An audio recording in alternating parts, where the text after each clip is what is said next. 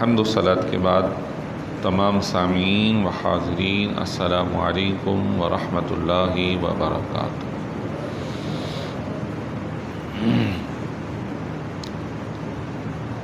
رمضان المبارک کا دوسرا بابرکت جمعہ، اس کے اندر ہم سب آج نماز جمعہ کی ادائیگی کے لیے حاضر ہیں۔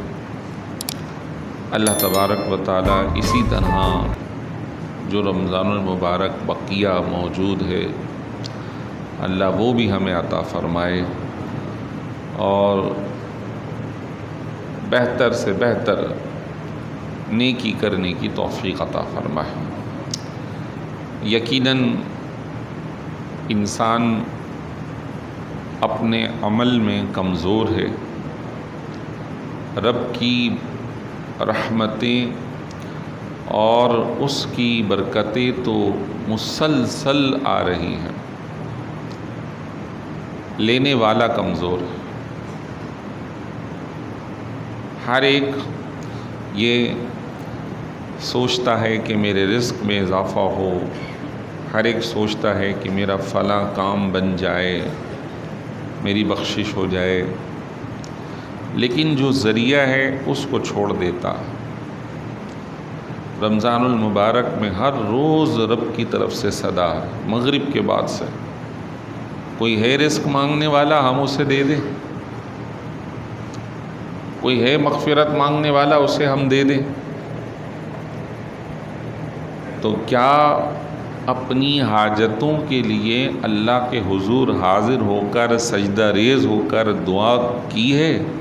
15 رمضان گزر رہے، آدھا گویا رمضان گزر رہا ہے، بات سمجھنے کی ہے کہ جہاں مرکز چیزیں ملنے کا ہے، نعمتیں ملنے کا ہے، اس مرکز سے ہم نے غفلت برتی ہوئی، لہٰذا ابھی بھی وقت ہے اللہ کے حضور خوب عبادت میں مصروف ہوں، تہجد کا اہتمام کریں اور اس تہجد کے اہتمام میں رب کی بارگاہ میں خوب عاجزی کر کے گڑ گڑائیں، دعا کریں، دنیاوی اخروی نعمتوں کا سوال کریں۔ یقیناً اس کے رحمت کے دروازے رمضان میں خوب مزید کشادہ ہو جاتے ہیں، خوب کشادہ ہو جاتے ہیں۔ تو انشاءاللہ کوشش کریں گے سب بھائی، یہ نیت کریں انشاءاللہ جب بھی سحری میں اٹھیں گے تو تہجد ضرور پڑھیں گے۔ 2 رکعت پڑھنے میں کیا جا رہا ہے؟ آپ اٹھے، منہ ہاتھ دھویا، وضو کر لیا، پہلے آپ 2 رکعت پڑھ لیں، اس کے بعد سحری کر لیں۔ کتنا زیادہ ٹائم نہیں لگتا، 5 منٹ، اور ہم تو ویسے ہی تیز گام والی نماز پڑھتے ہیں تو وہ 2 منٹ میں بھی ہو جائے گی۔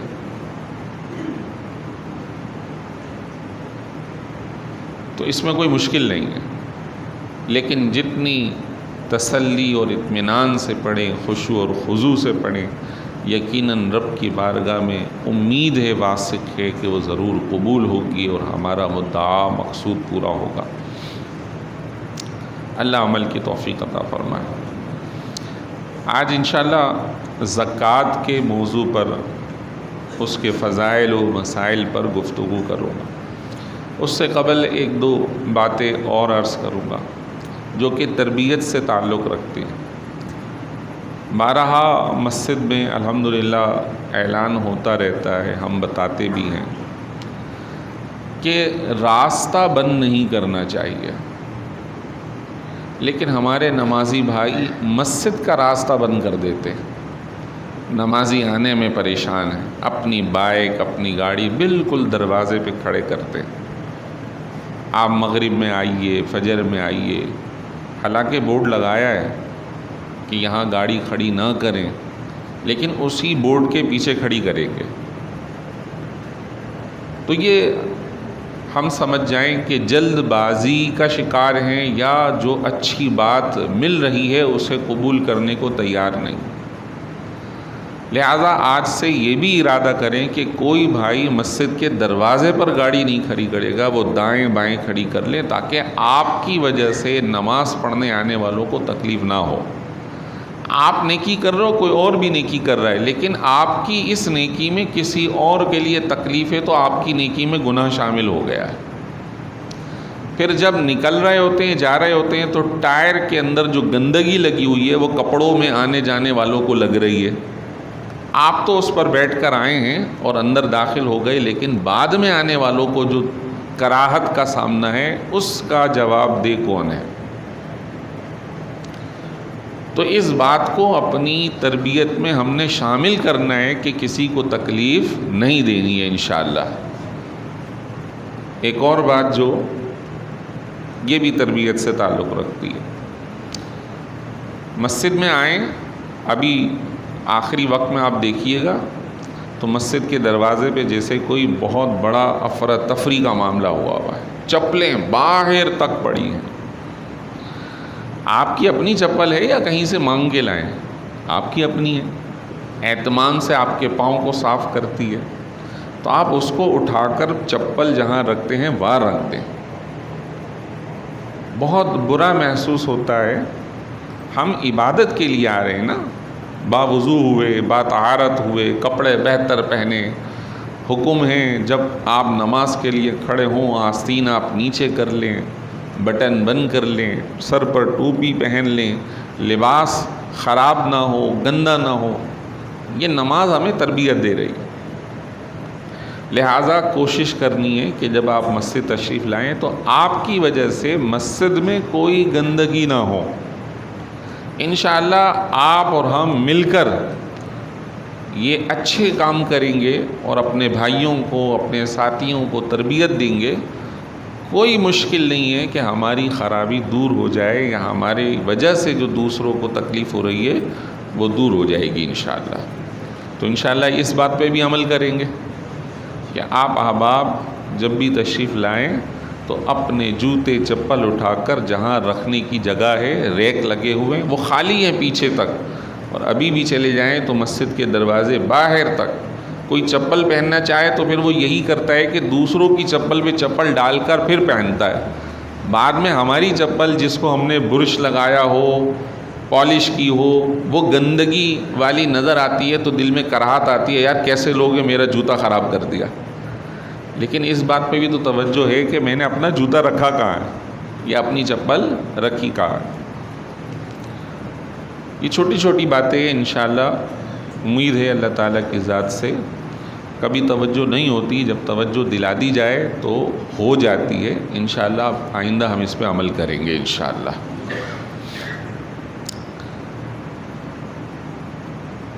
زکوٰۃ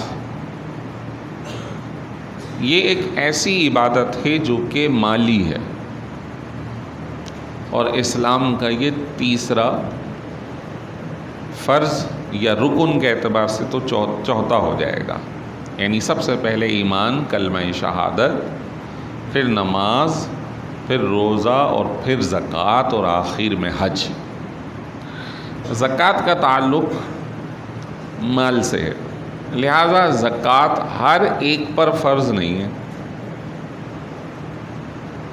ایمان ہر ایک کے لیے، نماز ہر ایک کے لیے، روزہ ہر ایک کے لیے، لیکن زکوٰۃ اور حج ہر ایک کے لیے نہیں ہے۔ جس کو اللہ نے معاشرے میں بہتر مالی پوزیشن میں رکھا ہے،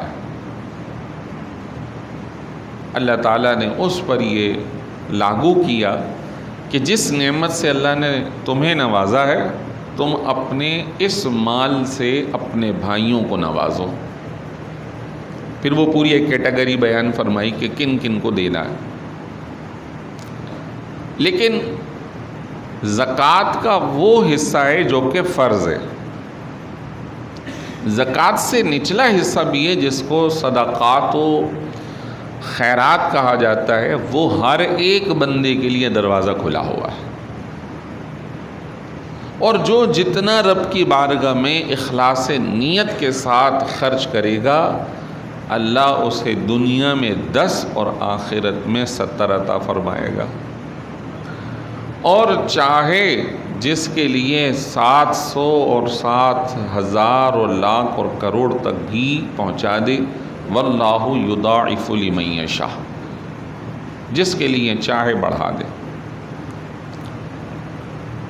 ابتدائے اسلام میں جب زکوٰۃ کی بات کی گئی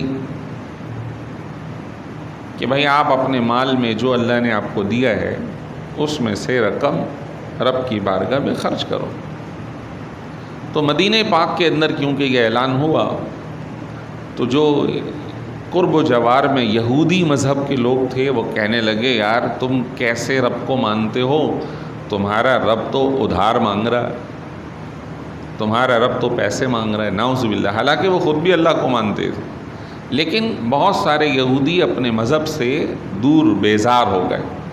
اب آج بھی اس زمانے کے اندر بھی بہت سارے لوگ جو کہ مذہب عیسائیت کے دعوے دار ہیں، مذہب یہودیت کے دعوے دار ہیں، لیکن وہ اپنے صحیح مذہب سے دور ہیں۔ اب لوگ پوچھتے ہیں کہ کیا ایک مسلمان کا اہل کتاب یعنی کسی عیسائی سے شادی ہو سکتی ہے یا نہیں، یا کسی یہودی سے؟ سب سے پہلے مسئلہ تو یہ ذہن میں رکھیں کہ یہ مسئلہ صرف مردوں کے لیے عورتوں کے لیے نہیں ہے۔ عورت کسی عیسائی مرد یا یہودی مرد سے شادی نہیں کر سکتی، نہ پہلے جائز تھی نہ آج۔ یہ صرف مسئلہ مردوں کے لیے تھا کہ مرد کسی عیسائی عورت یا یہودی عورت سے شادی کر سکتا تھا، لیکن فقہائے کرام نے اس زمانے کے اندر منع فرما دیا کہ اب اس کی بھی اجازت نہیں ہے۔ پہلے اجازت اس وجہ سے تھی کہ مسلمان اپنے تقوی اور طہارت میں مضبوط تھے، قوی امید تھی کہ وہ اس مذہب والی عورت کو شادی کرنے کے بعد اپنے مذہب اور مسلک میں ڈھال لے گا، جبکہ وہ بھی اپنے مذہب مسلک پہ صحیح قائم تھی۔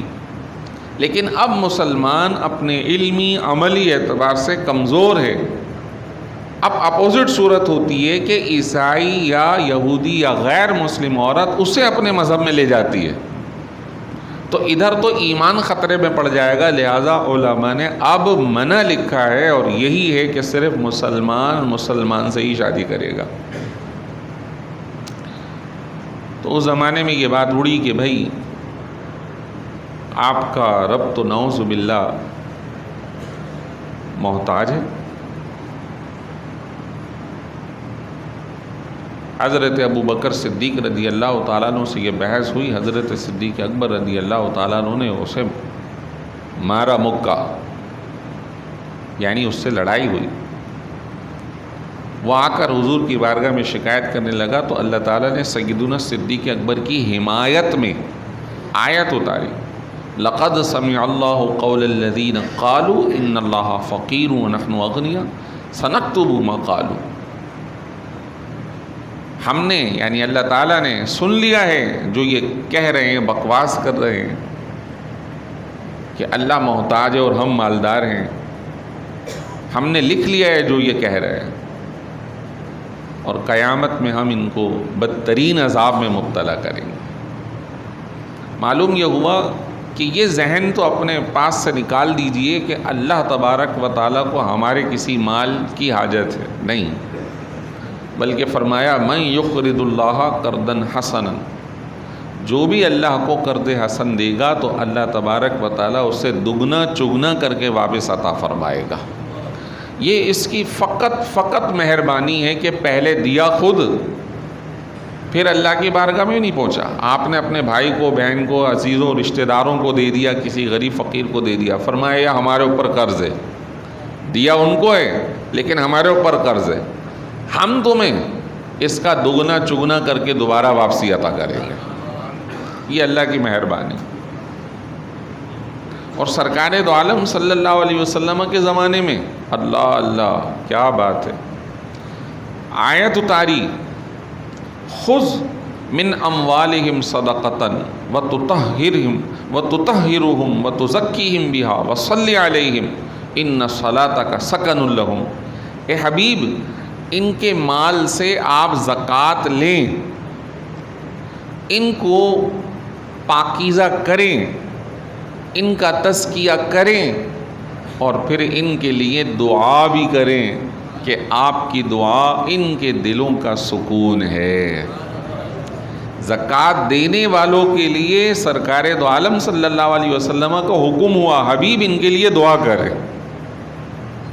بات سمجھ میں آ رہی ہے کہ آپ کی دعا ان کے لیے سکون اور اطمینان کا باعث ہے۔ تو جو لوگ اللہ تبارک و تعالیٰ کی بارگاہ میں زکوٰۃ کی ادائیگی کرتے ہیں، نہ صرف اللہ تعالیٰ خوش ہے، راضی ہے، بلکہ سرکار دو عالم صلی اللہ علیہ وسلم کا حکم ہوا آپ ان کے لیے دعا بھی کریں۔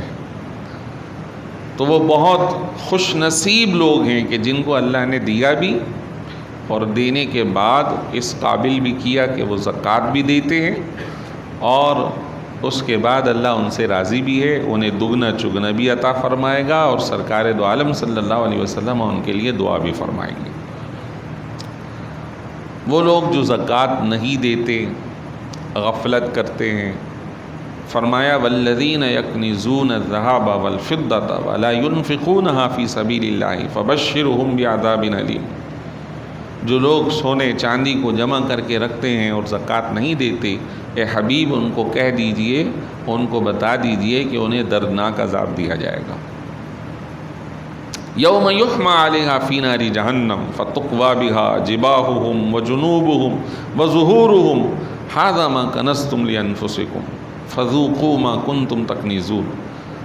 قیامت کے روز وہی سونا چاندی گولڈ، وہی پیسہ آگ میں گرم کر کے اس کے پیشانی پر چپکایا جائے گا، اس کے پہلو پر چپکا دیا جائے گا، اس کی پیٹھ پر چپکا دیا جائے گا، یعنی داغا جائے گا، اور پھر کہا جائے گا ھذا ما کنزتم لانفسکم، یہ وہ مال ہے جو تم نے اپنے لیے جمع کر رکھا تھا، فذوقوا ما کنتم تکنزون، آج اسی کا عذاب چکھو جو تم اپنے لیے جمع کر کر کے رکھا کرتے تھے، اور اللہ کی بارگاہ میں زکوٰۃ کی ادائیگی نہیں کرتے تھے، صدقہ و خیرات نہیں کرتے تھے، رب کی بارگاہ میں اس کی ادائیگی نہیں کرتے تھے۔ اللہ اکبر۔ ایک حدیث مبارک کے اندر یوں آیا کہ کل قیامت میں وہ لوگ کہ جو لوگ مال جمع کر کے رکھتے ہیں اور اپنے لیے بہتر سمجھتے ہیں، زکوٰۃ ادا نہیں کرتے، تو ان پر ایک سانپ کو مسلط کیا جائے گا۔ وہ سانپ کیسا ہوگا؟ فرمایا کہ وہ سانپ جو ہے ایسا ہوگا کہ جو اندھا اور بہرا ہوگا۔ کیسا ہوگا؟ اندھا اور بہرا، وہ اسے مارے گا۔ تو وہ جو شخص جسے یہ ڈسے گا، مارے گا، وہ بہت چلائے گا اور اندر دھنس جائے گا زمین میں، لیکن وہ سانپ ایسا ہوگا کہ اس کو نظر ہی نہیں آئے گا، اور اس کی چیخ اسے سنائی نہیں دے گی۔ بس اس کا تو کام ہی ہے کہ اسے سزا دینی۔ سَيُطَوَّقُونَ مَا بَخِلُوا بِهِ يَوْمَ الْقِيَامَةِ، قرآن کی آیت یہ فرمایا گیا کہ یہی مال عن قریب اس کے گلے میں توق بنا کر ڈال دیا جائے گا۔ اللہ اکبر۔ بہت سخت معاملہ ہے، بہت سخت معاملہ ہے۔ اب یہ تو تھے اس کے فضائل اور اس کی وعیدات، اب ہے مسائل۔ یقیناً ہر ایک کے لیے کچھ مسائل مشترکہ ہیں اور کچھ الگ الگ ہیں۔ مشترکہ، ہر وہ شخص جو صاحب نصاب ہو۔ صاحب نصاب کیا ہے؟ جس کے پاس چاندی کے برابر نصاب یا اس کے برابر کوئی اور مال موجود ہو، وہ زکوٰۃ دینے کا پابند ہے، بشرطے کہ وہ مال اس کے پاس رکھے ہوئے 1 سال گزر جائے۔ اس کو 1 سال کی جو ہے گزرنے کی جو شرط لگائی گئی ہے، یہ حدیث مبارک میں ہے۔ اب وہ جو چاندی کا نصاب ہے وہ ہم سنتے ہیں 52.5 تولہ چاندی۔ یہ یاد رکھیے کہ یہ 52.5 تولہ یا 7.5 تولہ یہ بعد میں علماء نے کسی چیز کو دیکھ کر بتایا ہے۔ اصل حضور کے زمانے میں جو چیز چلا کرتی تھی کرنسی، وہ سونے کے سکے اور چاندی کے سکے چلتے تھے۔ سونے کے سکے کو دینار کہا جاتا تھا اور چاندی کے سکے کو درہم۔ تو دینار جو ہے فرمایا کہ اگر کسی کے پاس 40 دینار ہوں سونے کے سکے تو اس میں سے 1 دینار زکوٰۃ میں دینا ہوگا، اور کسی کے پاس 200 درہم ہوں تو پھر اس کی مقدار بتائی گئی، اتنی آپ نے زکوٰۃ دینی ہوگی، 20 یہ بنتی ہے اس کی۔ اب بات سمجھنے کی ہے کہ وہ درہم اور وہ دینار اس زمانے میں موجود نہیں ہیں، وہ سکے موجود نہیں ہیں، اب تو پیپر کرنسی ہے، اور سونا چاندی ہے تو وہ ہمارے زیور یا دیگر شکلوں کے اندر موجود ہے کہ اس کے پیسز ہیں، اس کی ٹکیا ہے، اس کی ڈھلی ہے، یعنی رو مٹیریل کی صورت کے اندر ہے، الگ الگ شیپ کے اندر ہے۔ تو اب علماء نے اس وقت کے درہم و دینار کا جو وزن جو تابعین تابعین سے چلا آ رہا تھا، اس کو نکال کر ہمارے زمانے میں جو معروف طریقہ ہے وہ بتا دیا۔ اب ہمارے یہاں اس سے بھی معروف، اب تولے وغیرہ کو بھی نہیں اتنے لوگ سمجھتے کہ وہ کتنا ہے کتنا نہیں ہے، تو اس کے اوپر بھی اب بحث ہوئی ہے کہ آیا وہ گرام میں کتنا ہے، کہ کتنا گرام بنے۔ کوئی میرے سامنے آ جاتا ہے تو میں انشاءاللہ آپ کو بتاتا ہوں کہ وہ کتنا گرام آج کے زمانے میں۔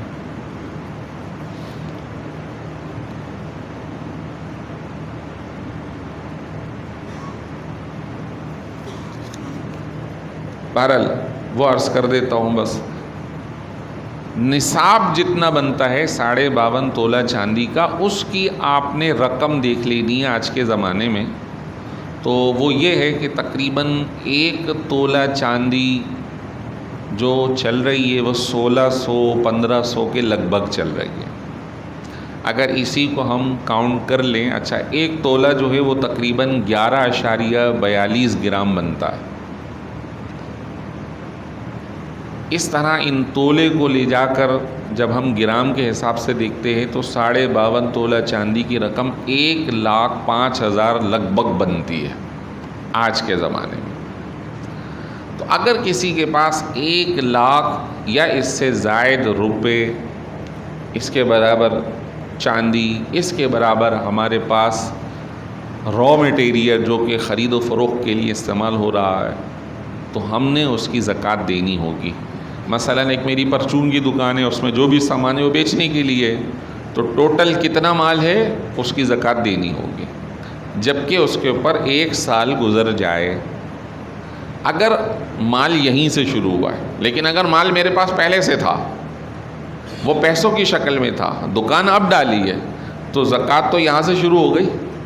اب اس کا شیپ یا شکل چینج ہو گئی ہے کہ ان پیسوں سے میں نے یہ سامان خرید لیا، لیکن سال اس کا یہاں سے شروع ہو چکا تھا، لہٰذا کنٹینیو جیسے ہی سال مکمل ہوگا مجھے زکوٰۃ دینی ہوگی۔ نارملی ہمارے یہاں رمضان المبارک میں زکوٰۃ دینے کی ترکیب بنتی ہے، تو اب یہ اندازہ کر لیں کہ اس رمضان المبارک میں ہمارے پاس ٹوٹل کتنا اماؤنٹ ہے۔ حالانکہ شرعی مطالعہ کے اندر ایسا ہے نہیں کہ رمضان بلکہ ہر ایک کا سال الگ ہے۔ کسی کے پاس یکم ربیع الاول کو پیسہ آیا تو اب زکوٰۃ اگلے ربیع الاول تک پوری ہو جائے گی۔ اب آپ اگر رمضان تک جائیں گے تو 6 مہینے ڈیلے کر رہے ہیں، جس میں آپ گناہ گار ہوں گے۔ لہذا جیسے ہی سال مکمل ہو جائے گا آپ کو زکوٰۃ کی ادائیگی کرنی ہوگی۔ بہت سارے لوگ ہیں جو کہ شیئرز خریدتے ہیں، تو شیئرز جو ہے وہ ایک خرید و فروخت کا انسٹرومنٹ ہے، سامان ہے، لہذا اس پر زکوٰۃ دینی ہوگی جتنی بھی ویلیو ہے آپ کے پاس۔ آپ کے پاس پرائز بونڈ ہے، زکوٰۃ دینی ہوگی۔ آپ کے اکاؤنٹ کے اندر پیسہ ہے، زکوٰۃ دینی ہوگی۔ آپ کا لاکر کے اندر زیورات ہے، زکوٰۃ دینی ہوگی۔ آپ نے پیسہ حج کے لیے جمع کر رکھا ہے، آپ کے اکاؤنٹ میں ہے، آپ کے پاس ہے، زکوٰۃ دینی ہوگی اگر سال پورا ہو گیا۔ ہاں اگر گورنمنٹ کو دے دی، اب قرآن اندازی کا انتظار ہے، اور قرآن اندازی کے اندر نام نکلے نہیں نکلے کیا ہے ابھی کچھ پتہ نہیں ہے، تو یہ تو اب ہمارے یہاں رمضان سے پہلے ہو جاتا ہے۔ تو عملی پریکٹس کی جو صورت ہے وہ یہ ہے کہ جن کا نام نکلنا تھا نکل گیا، اور جن کا نہیں نکلا ان کی رقم ان کو واپسی ملنی ہے، تو اس کی زکوٰۃ انہوں نے دینی ہوگی۔ وہ پیسہ پائی جو ہم نے اپنے بچے بچیوں کی شادی کے لیے رکھا ہوا ہے، زکوٰۃ اس کی دینی ہوگی۔ وہ زیور جو پہنا ہوا ہے خواتین نے، استعمال کے زیور پر بھی زکوٰۃ دینی ہوگی۔ ہاں، استعمال کا دیگر سامان اس پر زکوٰۃ نہیں ہے۔ مکان ہے چاہے وہ کتنا ہی مہنگا ہو، گاڑی ہے چاہے وہ کتنی ہی مہنگی ہو، کپڑے پہننے کے ہیں وہ چاہے کتنے ہی مہنگے ہو، ان پر زکوٰۃ نہیں ہے۔ اگر کسی نے ایک پلاٹ کے علاوہ دوسرا لے رکھا ہے، دوسری دکان لے رکھی ہے اور ادھر بیچنے کی کوئی نیت نہیں ہے، بس وہ بچوں کے لیے رکھا ہوا ہے، تو اس پر زکوٰۃ نہیں ہے۔ بنا ہوا ہے، کرائے پر دیا ہوا ہے، تب بھی زکوٰۃ نہیں ہے۔ ہاں، اگر کرایہ آ رہا ہے، آپ نے وہ سیو کیا ہوا ہے، تو اس کو آپ کو اپنے پیسوں کے ساتھ ملانا ہوگا۔ اگر کھا کے ختم کر دیا تو جو کھا لیا وہ ختم ہو گیا، اس کے اوپر کوئی زکوٰۃ نہیں ہے۔ وہ لوگ جو کہ صنعت سے تعلق رکھتے ہیں، یعنی کوئی کام کرتے ہیں، ان کے پاس اوزار ہیں، مشینیں ہیں جس سے کچھ بنتا ہے، مثلا ایک جو کی مشین ہے جو سلائی کرتی ہے تو مہنگی ہے، 2-2 لاکھ روپے کی مشین ہے، 10 مشینیں رکھی ہوئی ہیں، تو ایسی صورت کے اندر ان مشینوں پر نہیں ہے، ان سے جو مال بن رہا ہے، اس سے جو پروفٹ جنریٹ ہو رہا ہے، اگر وہ جمع ہو جاتا ہے تو اس پر زکوٰۃ دی جائے گی۔ دکان ہے وہ کسی کو کرائے پر دی ہوئی ہے، تو اس دکان پر بھی جیسے میں نے ابھی بتایا زکوٰۃ نہیں ہے۔ خام مال پڑا ہوا ہے جو کہ ہم مال بنا کر بیچتے ہیں، تو کیونکہ وہ بیچنے کا را مٹیریل ہے، اس پر زکوٰۃ دینی ہوگی۔ اب موبائل کی شاپ ہے، مہنگے مہنگے موبائل ہیں، لیپ ٹاپ کی شاپ ہے، مہنگے مہنگے لیپ ٹاپس ہیں، اسی طرح جناب والا جو بھی سامان بک رہا ہے، آپ کے پاس اسٹاک موجود ہے جو کہ بیچنے کا ہے، زکوٰۃ دینی ہوگی۔ وہ لوگ جو اسٹیٹ ایجنسی کا کام کرتے ہیں اور اپنا مال انوالو کیے ہوئے ہیں، 4-5 مکان خریدے ہوئے ہیں، دکان خریدی ہوئی ہیں، اچھے گاہک کا انتظار، جیسے ہی آیا بیچ دیں گے، تو ان کا یہ پلاٹ، مکان، دکان، کیونکہ ان کا ساز و سامان ہے یہ بیچنے کا، لہٰذا ان پر ٹوٹل اماؤنٹ جتنی ہے سب کی زکوٰۃ دینی ہوگی۔ الغرض ڈیٹیل کافی ہے، بہت سارے مسائل ہیں جو عرض کیے ہیں مختصراً، بہت سارے مسائل ہیں جس کو اگر کوئی پرسنل پوچھنا ہو نماز کے بعد پوچھ سکتے ہیں۔ اللہ تعالی ہم سب کو دین پر عمل کرنے کی توفیق عطا فرمائے۔ وآخر دعوانا ان الحمد للہ رب العالمین۔